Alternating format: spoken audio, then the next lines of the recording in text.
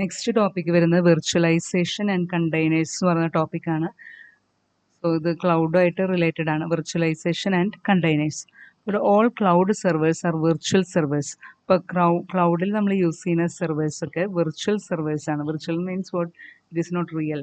അപ്പോൾ സോ ഇതിൽ ക്ലൗഡിൻ്റെ മെക്കാനിസം എങ്ങനെയാണ് ക്ലൗഡിൽ വർക്ക് ചെയ്യുന്നതിനുള്ള മെക്കാനിസം ആണ് ഇതിൽ എക്സ്പ്ലെയിൻ ചെയ്യുന്നത്. ഇപ്പോൾ ഒരു സിംഗിൾ കമ്പ്യൂട്ടറിനെ ഇപ്പോൾ ഒരു കമ്പ്യൂട്ടറിന് എന്തൊക്കെ ഉണ്ടായിരിക്കും? മെമ്മറി ഉണ്ടായിരിക്കും, അതുപോലെ തന്നെ പ്രോസസ്സേഴ്സ് ഉണ്ടായിരിക്കും, അങ്ങനെ ഉണ്ടായിരിക്കും. അപ്പോൾ അതിൻ്റെ മെമ്മറീന് ഇപ്പോൾ ഒരു കമ്പ്യൂട്ടറാണ് ഉണ്ടാവുക, അതിനെ നമുക്ക് വേണമെങ്കിൽ രണ്ട് പാർട്ടായിട്ട് ഡിവൈഡ് ചെയ്യാം.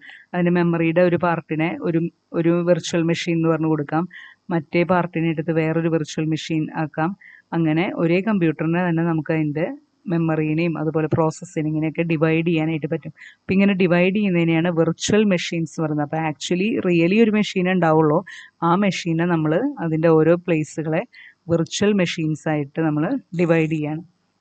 അപ്പം ഇങ്ങനെ ഡിവൈഡ് ചെയ്യാനായിട്ട് ഒരു സോഫ്റ്റ്വെയർ നമ്മളിവിടെ യൂസ് ചെയ്യുന്നതാണ് ഹൈപ്പർവൈസർ. ഇപ്പോൾ നമ്മൾ ഇതിനൊരു എക്സാമ്പിൾ പറയുകയാണെങ്കിൽ ഹൈപ്പർവൈസറിന് ഒരു ലാൻഡ് ലോഡ്, അതായത് അങ്ങനെ നമുക്ക് ലാൻഡ് ലോഡിനോട് കമ്പയർ ചെയ്യാനായിട്ട് പറ്റും.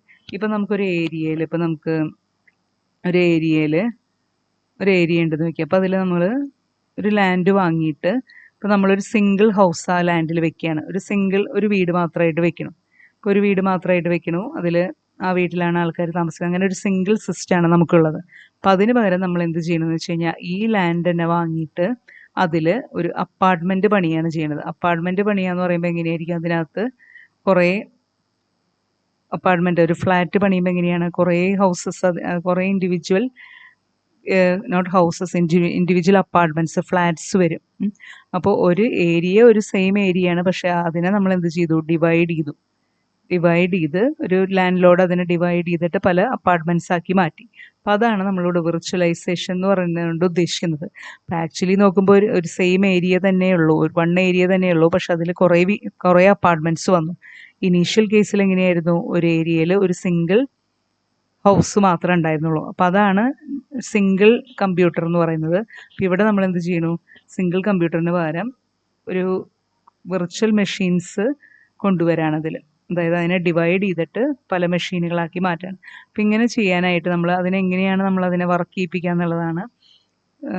ഇപ്പോൾ ഇവിടെ സപ്പോസ് നമുക്ക് രണ്ട് കമ്പ്യൂട്ടറുണ്ട്. ഇപ്പോൾ ഒരു കമ്പനിക്ക് അതിൻ്റെ ഒരു ആപ്പ് വിൻഡോസിൽ റൺ ചെയ്യണം, മറ്റേ ആപ്പ് ലിനക്സിൽ റൺ ചെയ്യണം എന്ന് വെക്കും. അപ്പോൾ ആ കമ്പനി എന്ത് ചെയ്യണു?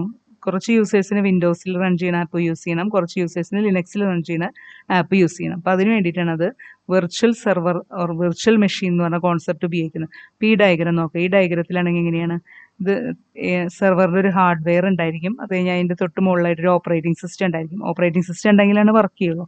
ദെൻ അതിന് മുകളിലായിട്ട് ഹൈപ്പർവൈസർ എന്ന് പറഞ്ഞൊരു സോഫ്റ്റ്വെയർ ഉണ്ടായിരിക്കും.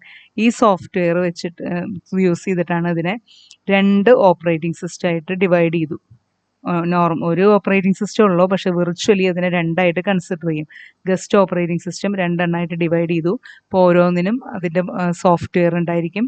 ദെൻ ഇപ്പോൾ സപ്പോസ് ഒരെണ്ണം വെബ് ബ്രൗസ് ചെയ്യാനുള്ള സെർവറാണ്, ഒരെണ്ണം ഇപ്പം മെയിലിൻ്റെ സെർവറാണ്. അപ്പം അങ്ങനെ രണ്ട് ആപ്ലിക്കേഷൻസ്, മെയിൽ ആപ്ലിക്കേഷനും ബ്രൗസിങ് ആപ്ലിക്കേഷനും ഇതിൽ അറ്റ് എ ടൈം വർക്ക് ചെയ്യാൻ പറ്റും. പക്ഷേ ആക്ച്വലി ഒരു സിസ്റ്റമാണുള്ളൂ, അതിനെ ഡിവൈഡ് ചെയ്യണം, ഹൈപ്പർവൈസർ യൂസ് ചെയ്ത് ഡിവൈഡ് ചെയ്യണം. അപ്പോൾ ഇതുപോലെ രണ്ടായിട്ടാണ് ഇവിടെ ഡിവൈഡ് ചെയ്യുന്നത്. അതുപോലെ 1000 മെഷീൻസ് ആയിട്ട് ഡിവൈഡ് ചെയ്യാൻ, അത്രയ്ക്കും വിർച്വൽ മെഷീൻസ് ആയിട്ട് ഡിവൈഡ് ചെയ്യാനൊക്കെ പറ്റും. അപ്പോൾ ഇതിൻ്റെ അഡ്വാൻറ്റേജ് എന്താണ്? പാരലലി അത്രയും മെഷീനുകൾക്ക് ഒരുമിച്ച് റൺ ചെയ്യാൻ പറ്റുമ്പോൾ അങ്ങനെ ഫാസ്റ്റ് ആവും. അപ്പോൾ അതിന് വേണ്ടിയിട്ടാണ് വിർച്വൽ മെഷീൻ എന്ന് പറഞ്ഞ കോൺസെപ്റ്റ് വിത്ത് ഹൈപ്പർവൈസർ കൊണ്ടുവരുന്നത്. അപ്പോൾ ഇത് ക്ലൗഡിൽ ഇതെന്താണെന്ന് വെച്ചാൽ ഇപ്പോൾ വിർച്വലൈസേഷൻ ആൻഡ് കണ്ടെയ്നേഴ്സ് എന്ന് പറഞ്ഞ ടോപ്പിക്കാണ് ഇത് വരുന്നത്.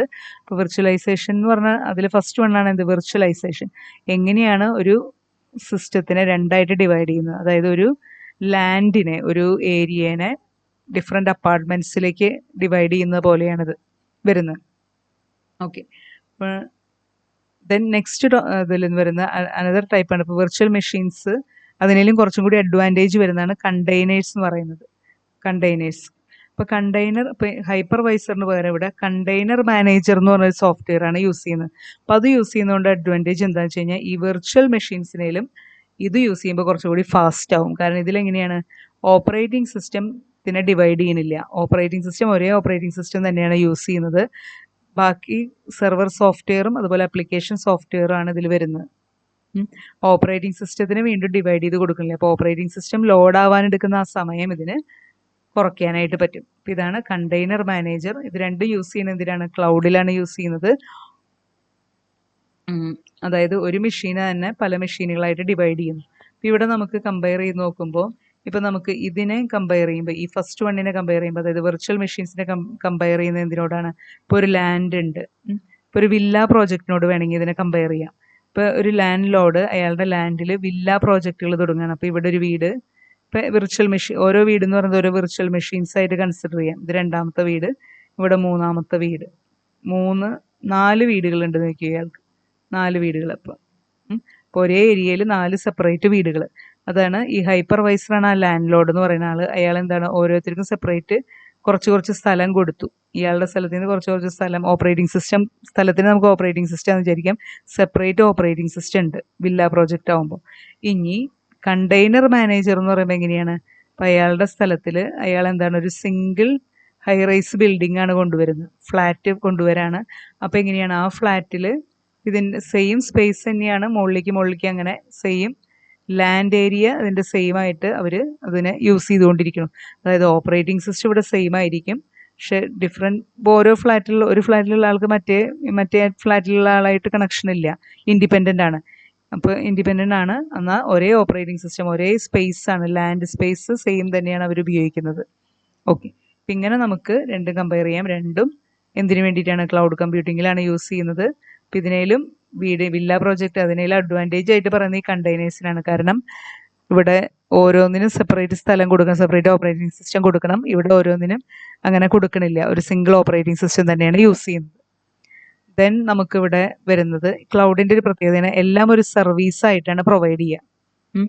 അതായത് ഇപ്പോൾ നമുക്ക് ക്ലൗഡിൽ എന്ന് പറഞ്ഞു കഴിഞ്ഞാൽ, ക്ലൗഡ് കൊണ്ട് ഉദ്ദേശിക്കുന്നത്, ഇപ്പോൾ ക്ലൗഡിനകത്തെന്ന് പറയുമ്പോൾ നമുക്ക് കുറേ ഹൈ പെർഫോമൻസ് ഉള്ളൊരു മില്യൺസ് ഓഫ് സിസ്റ്റംസ് ഉണ്ടായിരിക്കും, ഹൈ പെർഫോമൻസ് ഉള്ള കമ്പ്യൂട്ടറുകൾ ഉണ്ടായിരിക്കും. ഈ കമ്പ്യൂട്ടർ ഇപ്പോൾ ഗൂഗിളിൻ്റെ ഒരു ക്ലൗഡ് എന്ന് പറഞ്ഞു കഴിഞ്ഞാൽ ഗൂഗിളുകാർ എടുക്കുന്ന കുറേ സിസ്റ്റംസ് ഉണ്ട്, കുറേ കമ്പ്യൂട്ടേഴ്സ് ഉണ്ട്. അതിനെയാണ് നമ്മൾ, അതിൻ്റെ മെമ്മറിയിലേക്കാണ് നമ്മളിപ്പോൾ ഗൂഗിൾ ഡ്രൈവിലൊക്കെ സ്റ്റോർ ചെയ്യുമ്പോൾ, അല്ലെങ്കിൽ നമ്മുടെ ഗൂഗിൾ ഫോട്ടോസ്, അതൊക്കെ നമ്മുടെ സ്റ്റോറേജ് അല്ല, ഇതിൻ്റെ സ്റ്റോറേജ്, ഇതിലെ സിസ്റ്റങ്ങളിലേക്കാണ് അതൊക്കെ പോകുന്നത്.